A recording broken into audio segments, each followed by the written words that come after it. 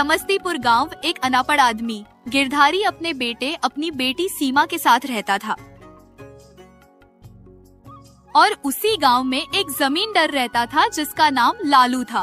वह बहुत ही घमंडी और लालची था। वह लोगों को पैसा देता था, लेकिन कुछ भी करके उनसे ब्याज बहुत अधिक लेता था। मुरारी शिवजी का बहुत बड़ा भक्त था। वह कुछ न कुछ समय निकालकर शिवजी की भक्ति में अपना समय जरूर देता था। बेटा, सीमा की शादी के लिए सारी जरूरतें पूरी हैं। हम लोगों को किसी बात की चिंता करने की कोई जरूरत नहीं है और कल बेटी की शादी बड़े धूमधाम से करेंगे। ठीक है पिताजी, मैं तो बस यही चाह रहा था कि मेरी बहन की शादी बहुत अच्छे घर में हो और मेरी बहन की शादी बड़े धूमधाम से हो। मुरारी ने अपनी बेटी की शादी तय करती है। जब यह बात जमींदार को पता चलती है तो वह आगा भूला हो जाता है और बड़बड़ाते हुए अपने आप से कहता है, अरे, इस मुरारी ने अपनी बेटी की शादी तय कर दी है और सुना है कि उसकी शादी के लिए सब बंदोबस्त हो चुका है। लेकिन इस पूरे गांव में हर व्यक्ति ने मेरे पैर पकड़े हैं और मुझसे कर्ज मांगा है। लेकिन एक मुरारी ही है जिसे आज तक मेरे ना तो पैर पकड़े हैं और ना तो कभी कर्ज लिया है। लेकिन मेरे खुरापाती दिमाग में एक आइडिया आ रहा है, क्यों ना मुरारी की बेटी की शादी में बाधा डाला जाए। मैं अभी झगरू और मगरू को बुलाता हूँ। दरअसल झगरू और मगरू पहले बहुत अच्छे व्यक्ति थे, लेकिन उन्होंने जमींदार से कर्ज लिया तो उस कर्ज में दब गए और चोर बन गए। और अब उनका मन अच्छे कामों में नहीं लग रहा था, बल्कि चोरी जैसे गलत कामों में उनका मन अच्छे से लग रहा था।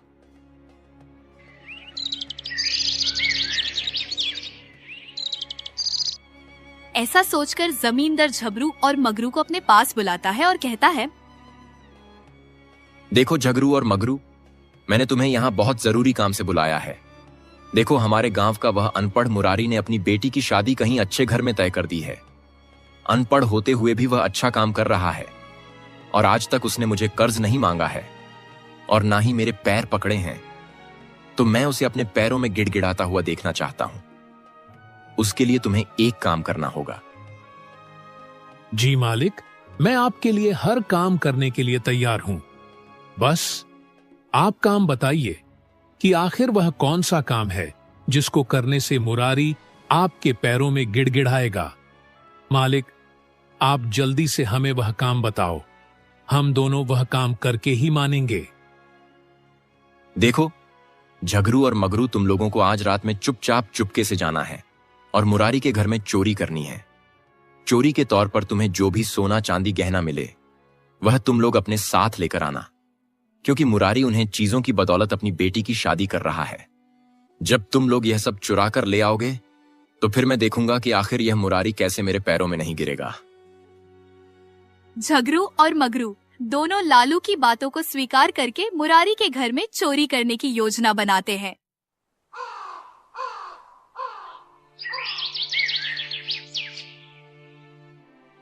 फिर झगरू और मगरू रात के समय मुरारी के घर जाते हैं और मौका पाते हैं सारे जेवरात चुरा लेते हैं और किसी को पता भी नहीं चलता है।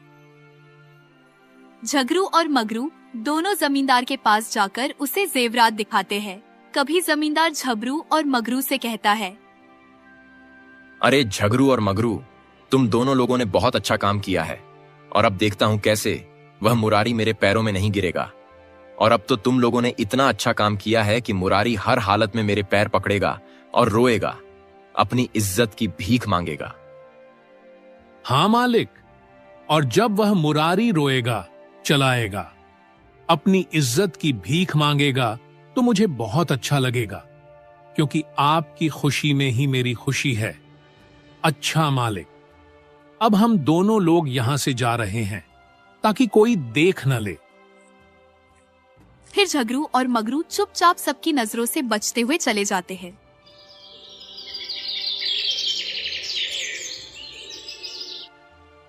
अगले दिन सुबह होते हैं। जब अपने जेब रातों के पास पहुंचता है तो उसकी आंखें फटी की फटी रह जाती है। वो देखता वहां रखे हुए जेवरात सभी गायब है। हाय रे बेटा, मैं मर गया, लुट गया, बर्बाद हो गया। सीमा की शादी के लिए जितने भी जेवरात रखे हुए थे सारे कोई चुरा कर ले गया है। वहां एक भी जेवरात नहीं बचा है। अब हम क्या करेंगे और अपनी बेटी की शादी कैसे करेंगे? अरे पिताजी, ये सब कैसे हुआ और किसने किया होगा? इसमें कुछ समझ में नहीं आ रहा है। लेकिन रोने धोने से काम नहीं चलेगा। देखो, हम लोग यहाँ शादी तो नहीं रोक सकते हैं। अगर शादी रोक दे तो हमारी और हमारी बहन की बहुत बेइज्जती होगी। हमें कुछ भी करके सीमा दीदी की शादी करनी है। हाँ बेटा तो बिल्कुल ठीक कह रहा है कि हमें शादी नहीं रोकनी चाहिए, लेकिन मुझे समझ में नहीं आ रहा है अब जेवरातों के लिए पैसे कहां से इकट्ठा करें। हम लोगों ने बड़ी मेहनत से पैसे इकट्ठा किए थे और उन्हीं से जेवरात खरीदे थे। अब तो हमारे पास इतने पैसे भी नहीं हैं कि बेटी की शादी के लिए ज्यादा जेवरात खरीद सकें।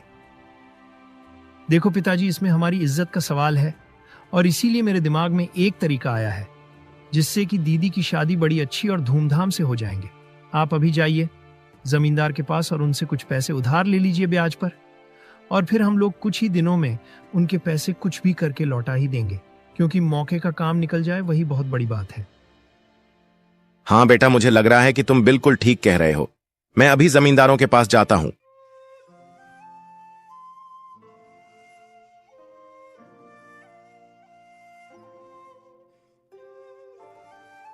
फिर मुरारी जमींदार के पास जाता है और पैसों के लिए कहता है, आओ आओ मुरारी भाई, कैसे आना हुआ? और मैंने सुना है कि तुमने अपनी बेटी की शादी तय कर दी है। हाँ जमींदार भाई, मैंने अपनी बेटी की शादी तय कर दी है, लेकिन एक बहुत बड़ी समस्या हो गई है। कल रात में मेरी बेटी के सारे जेवरात चोरी हो गए जो मैंने अपनी बेटी की शादी के लिए बनाए थे। लेकिन अब मेरे पास इतने पैसे नहीं हैं कि अपनी बेटी के शादी के लिए फिर से जेवरात बनवा सकूं। तो आप मुझे कुछ पैसे कर्ज पर दे दो, फिर मैं अपनी बेटी के जेवरात दोबारा खरीदना और मैं आपके पैसे बहुत जल्द वापस कर दूंगा। मुरारी की बात सुनकर जमींदार बहुत खुश होता है और अपने मन में कहता है, अब आया ना ऊंट पहाड़ के नीचे। अब तू मेरे पास गिड़गिड़ा रहा है, मुझे बहुत अच्छा लग रहा है। आए हाय सुकून, इतना सुकून मुझे कभी नहीं मिला। क्या सोच रहे हो जमींदार जी? क्या आप मुझे कर्ज पर पैसे नहीं दे सकते? अरे नहीं मुरारी, मैं तो तुम्हें पैसे देने के लिए तैयार हो गया हूं। ये लो पैसे और अपनी बेटी की शादी धूमधाम से करो जाकर। अरे तुम्हारा बहुत बहुत धन्यवाद जमींदार भाई। अब मैं अपनी बेटी की शादी कर सकूंगा।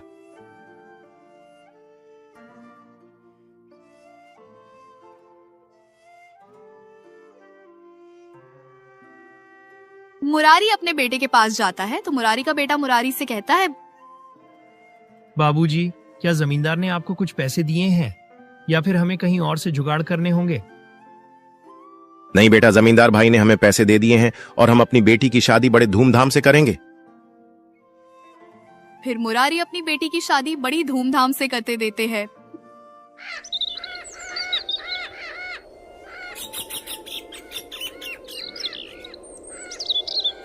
कुछ दिन बाद मुरारी के बेटे मोहन को जमींदार के पैसों की चिंता होती है तो वह मुरारी से कहता है, पिताजी, जमींदार साहब के पैसे बहुत दिनों के हो चुके हैं तो उनका कर्ज भी लौट आना है, इसलिए मैं आज गांव में काम देखने के लिए जा रहा हूं।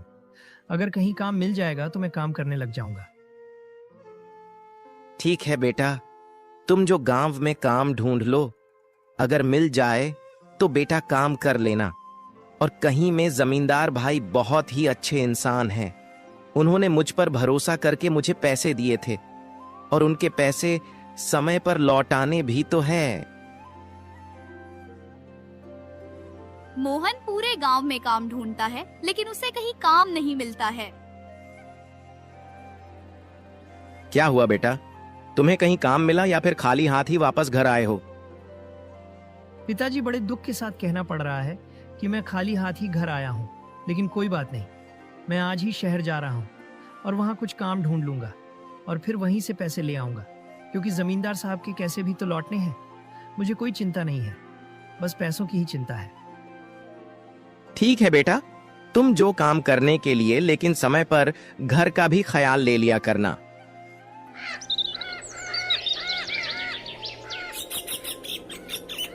मोहन शहर चला जाता है और वहाँ खुशी की बात ये होती है कि उसे कम एक अच्छी फैक्ट्री में मिल जाता है।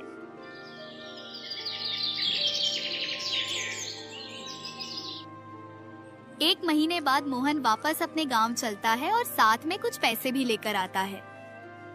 पिताजी मैं आ गया। आप कैसे हो? आपकी तबीयत ठीक रहती है ना? और जमींदार साहब ने आपको तंग तराश तो नहीं किया? हाँ बेटा, मैं तो ठीक हूँ और जमींदार भाई बहुत ही अच्छे इंसान हैं, जिन्होंने मुझे पैसों की मांग तक नहीं की। और तुझे अच्छा काम मिला है ना, कोई ज्यादा मेहनत वाला काम तो नहीं मिला। अरे पिताजी मुझे काम मिला है, लेकिन बिल्कुल सरकारी नौकरी जैसा मिला है, क्योंकि मुझे बैठकर सिर्फ बोरियों की गिनती करके उसको लिखना होता है। आप तो हो अनपढ़, लेकिन पिताजी आपने मुझे पढ़ा दिया। ये बहुत खुशी की बात है, क्योंकि अगर मैं भी आपकी तरह अनपढ़ होता तो मुझे भी मेहनत वाला काम करना होता। लेकिन पिताजी, अब आप चाहे अनपढ़ हो या पढ़े लिखे, आप तो मेरे पिताजी ही हो ना, और आपकी बदौलत आज मैं अच्छी नौकरी कर रहा हूँ। अच्छा है बेटा, जो तुझे अच्छी नौकरी मिल गई है तो ठीक है बेटा। अब मैं जा रहा हूँ जमींदार के पैसे वापस करने के लिए। पिताजी आप जो पैसे वापस कर दो, और मैं फिर से शहर जा रहा हूँ, क्योंकि मैं आज की ही छुट्टी लेकर आया था और कभी फिर आऊंगा।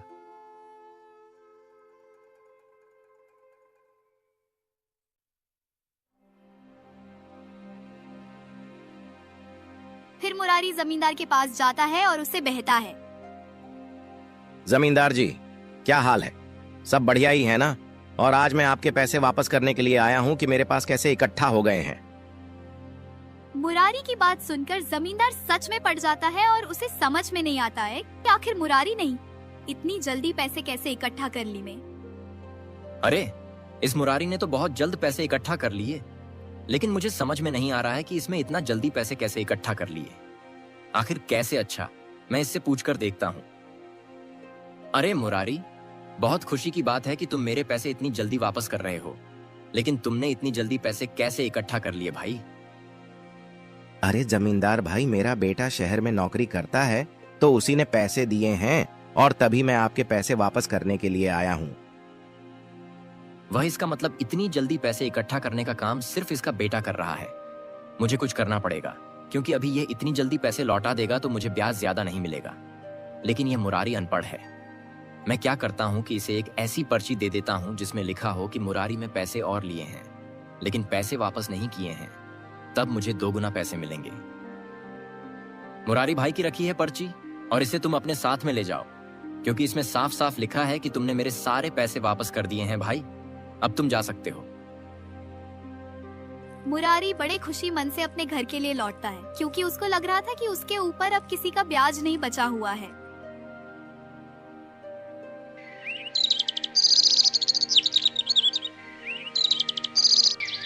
ऐसे ही कुछ दिन बीत जाते हैं।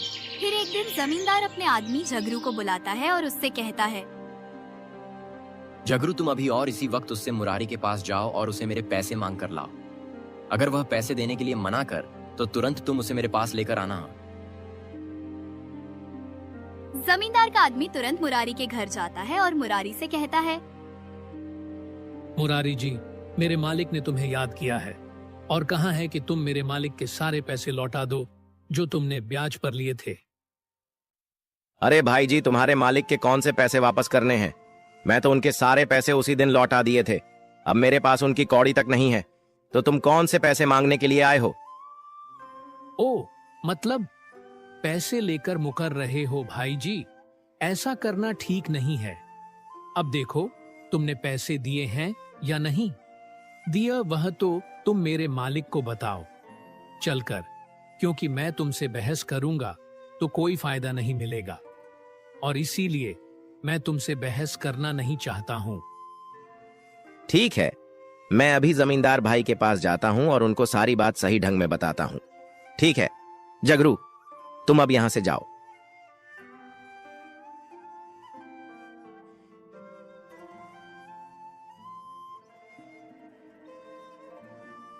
मुरारी तुरंत जमींदार के पास जाता है और जमींदार से कहता है, अरे जमींदार भाई, मैं तो तुम्हारे सारे पैसे उसी दिन लौटा दिए थे, फिर तुम्हारा आदमी आज मेरे घर जाकर मुझसे पैसे क्यों मांग रहा था? भाई, क्या तुमने ही उसे भेजा था या फिर यह कोई मजाक था? हाँ, मैंने ही अपने आदमी को तुम्हारे पास अपने पैसे लेने के लिए भेजा था, न कि यह मजाक है। और तुम अब मेरे सारे पैसे वापस लौटा दो, क्योंकि बहुत दिन हो गए हैं और ब्याज भी ज्यादा हो गया है।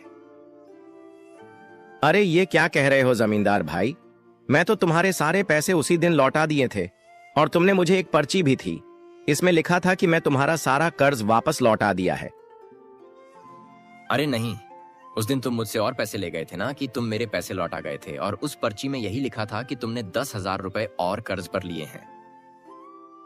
अरे जमींदार, मैंने तुझ पर भरोसा किया, मैं तो तुझे बहुत अच्छा आदमी समझता था, लेकिन तू एक धोखेबाज और मक्कार आदमी निकला है। देखना भगवान तुझे तेरे कर्मों का फल जरूर देगा। उसके घर में देर है अंधेर नहीं। अरे तूने एक अनपढ़ के साथ गद्दारी की है और उसका फायदा उठाया है। देख मुरारी, मुझे कुछ नहीं मालूम है कि आखिर तू क्या कह रहा है, और मुझे फालतू के बकवास सुनने का टाइम नहीं है। अब तू यहां से जा और 3 दिन में मेरे सारे पैसे वापस लौटा देना।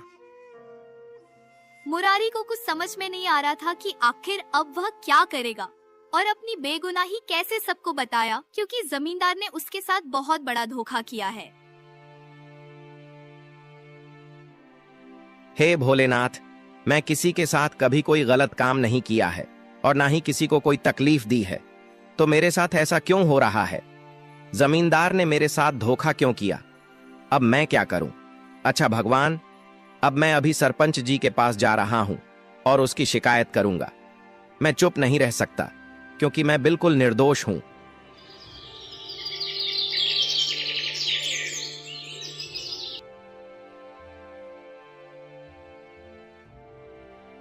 ऐसा सोचकर मुरारी सरपंच जी के पास जाता है और उसे बताता है।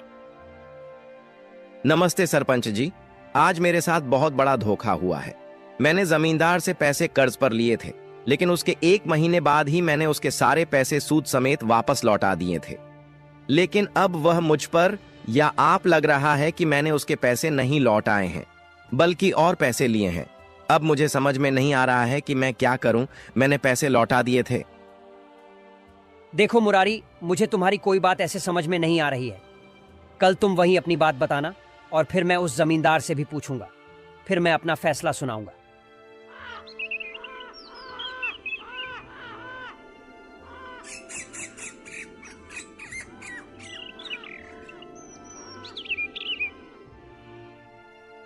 अगले दिन पंचायत में सरपंच जी, मुरारी, जमींदार और एक आदमी मौजूद था। फिर सरपंच जी जमींदार से कहते हैं, देखो जमींदार, मुरारी का कहना है कि उसने तुम्हारे सारे पैसे लौटा दिए हैं, लेकिन अब फिर तुम लोगों में क्यों बात बनी? आखिर क्या बात है? तुम अपनी कुछ बात बताना चाहोगे? सरपंच जी, इस मुरारी की बेटी की शादी थी और उसके 1 दिन पहले उसके सारे गहने चोरी हो गए थे, और मैंने मुरारी का कुछ भी अपने पास गिरवी नहीं रखा, ऐसे ही पैसे दे दिए थे। लेकिन कुछ दिन बाद से और पैसों की जरूरत पड़ी तो यह और पैसे ले गया। लेकिन अब यह कह रहा है कि मैं उसी दिन तुम्हारे सारे पैसे लौटा दिए थे। जमींदार जी, मैंने इसके साथ नेकी की, लेकिन अब मेरे साथ धोखा कर रहा है। नहीं सरपंच जी, यह जमींदार झूठ बोल रहा है। अरे मेरे बेटे ने बड़ी मेहनत से शहर जाकर पैसे कमाए थे और वही पैसे मैं जमींदार को दे गया था, लेकिन और इसने मुझे एक पर्ची भी दी थी, और अब जो भी यह जमींदार बोल रहा है वह सरासर झूठ है। सरपंच जी, आप मेरी बात पर विश्वास करो, मेरे पैसे बड़ी मेहनत के थे। ओ अच्छा, देखो अब कुछ भी हो, पहले तुम मुझे वह पर्ची दिखाओ। मैं पर्ची में देखता हूं कि आखिर क्या लिखा है, और फिर मैं अपना फैसला सुनाऊंगा, क्योंकि ऐसे तुम दोनों की बातों पर विश्वास नहीं किया जा सकता। ना ही जमींदार को गलत साबित किया जा सकता है और ना ही तुम पर भरोसा किया जा सकता है। पहले तो मुझे वह पर्ची दो।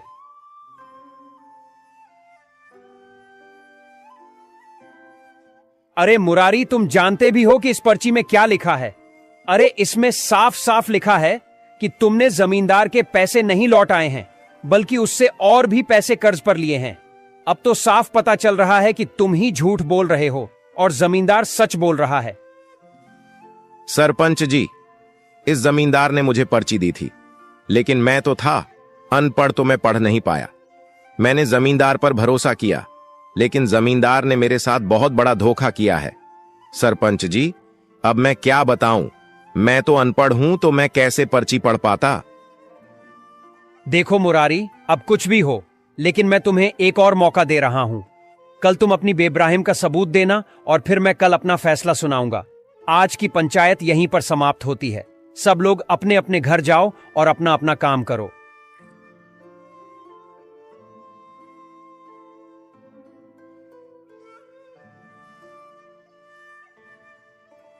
मुरारी बहुत उदास होकर भोलेनाथ के पास बैठा था। उसको समझ में नहीं आ रहा था कि आखिर यह जमींदार उसके साथ इतना बड़ा धोखा कर सकता है। जिसे उसने सबसे अच्छा आदमी समझा वही गद्दार निकला। हे भोलेनाथ, तुम्हारा भक्त बहुत बड़े संकट में है। आप इसकी रक्षा करो और इसके पास फिर इतने पैसे भी दोबारा इकट्ठे नहीं हो पाएंगे। मैंने सोचा था कि मैंने तो जमींदार के सारे पैसे लौटा दिए हैं और अब मैं आपकी भक्ति में लगा पाऊंगा, लेकिन कुछ भी नहीं हो पाया। भोलेनाथ, शिव जी, आपको इस वक्त की रक्षा करनी होगी, रक्षा करनी होगी। संध्या के समय मुरारी के घर एक नौजवान आता है। उसे देखकर मुरारी उससे पूछता है, अरे बेटा, तुम कौन हो और तुम यहाँ किसी से मिलने के लिए आए हो क्या बेटा? अरे नहीं चाचा जी, मैं और आपका बेटा मोहन दोनों शहर में फैक्ट्री में काम करते हैं और मैं आज अपने गांव वापस आ रहा था तो उसने मुझसे कहा कि यह लोग कुछ पैसे और मेरे पिताजी को दे देना, इसीलिए मैं समस्तीपुर गांव में चला आया। चाचा जी, आपके बेटे ने मुझे कुछ पैसे दिए हैं, मैं अभी वह आपको पैसे दे देता हूँ। अरे बेटा, तुम्हारा बहुत बहुत धन्यवाद जो तुम यह पैसे लेकर चले आए हो, नहीं तो मेरे बेटे को यहां तक दौड़ना पड़ जाता। बेटा, तुम बहुत अच्छे इंसान हो। और बेटा, तुम्हारा नाम क्या है? चाचा जी, मेरा नाम शिव है और मैं पड़ोस के गांव में ही रहता हूँ। मैं और मोहन बचपन से एक दूसरे को जानते हैं। अच्छा चाचा, मुझे आज्ञा दीजिए कि अब मैं चलता हूँ। अरे बेटा, अब तू रात हो रही है तो तुम आज यहीं ठहर जाओ और कल अपने गांव चले जाना। मुरारी की बात शिव मान जाता है और फिर दोनों बैठकर बातें करने लगते हैं। बातों ही बातों में मुरारी अपनी सारी परेशानी और जमींदार द्वारा किए गए धोखेबाजी भी बता देता है। अरे चाचा जी, आप चिंता ना करें, कल मैं आपके साथ पंचायत में चलूंगा और वहां न्याय का फैसला करवाऊंगा। देखूंगा कि आखिर क्या गलत हो रहा है।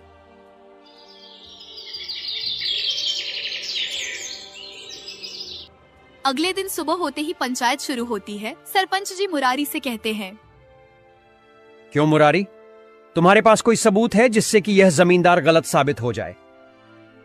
सरपंच जी की बात सुनकर मुरारी तो चुपचाप खड़ा रहता है, लेकिन शिव बोलता है, देखो सरपंच जी, मुरारी चाचा अपनी जगह पर बिल्कुल सही है, लेकिन इस सरपंच ने उनके साथ धोखा किया है। इसने पर्ची पर गलत लिखा था क्योंकि सरपंच जी मुरारी चाचा ने पैसे लौटा दिए थे। इसके और इसके बिस्तर के नीचे सारी पर्ची है इसलिए लिखी हुई, जिस पर लिखा है कि कर्ज माफ नहीं हुआ है बल्कि और ले लिया है। यह अनपढ़ के साथ ऐसा ही करता है। अगर यह न माने तो आप खुद जाकर देख लीजिए इसके घर में। शिव की बात सुनकर जमींदार घबरा जाता है और सोचने लगता है कि आखिर यह सभी बातें कैसे पता है। लेकिन अब उसकी सारी सच्चाई बाहर आ चुकी थी तो जमींदार घबराते हुए कहता है, सरपंच जी, मुझे माफ कर दो। अरे मैं नहीं जानता था कि मैं इतना गलत कर रहा हूँ और मैं लालच में आ गया था। मुझे माफ कर दो। देखो जमींदार, तुमने गलती नहीं बल्कि बहुत बड़ी गलती की है और इसकी सजा तुम्हें भुगतानी ही है। अब तुम इस गांव से निकल जाओ और कभी भी नजर मत आना, क्योंकि तुम इतने पैसे वाले होते हुए भी एक गरीब पर अत्याचार कर रहे थे, गलत साबित करना चाहते थे। जमींदार को सजा सुनाई जा रही थी। तभी मुरारी देखा है कि शिव कहीं नजर नहीं आता। वह सोचता है कि वह अपने घर चला गया होगा, उसको ज्यादा जल्दी होगी।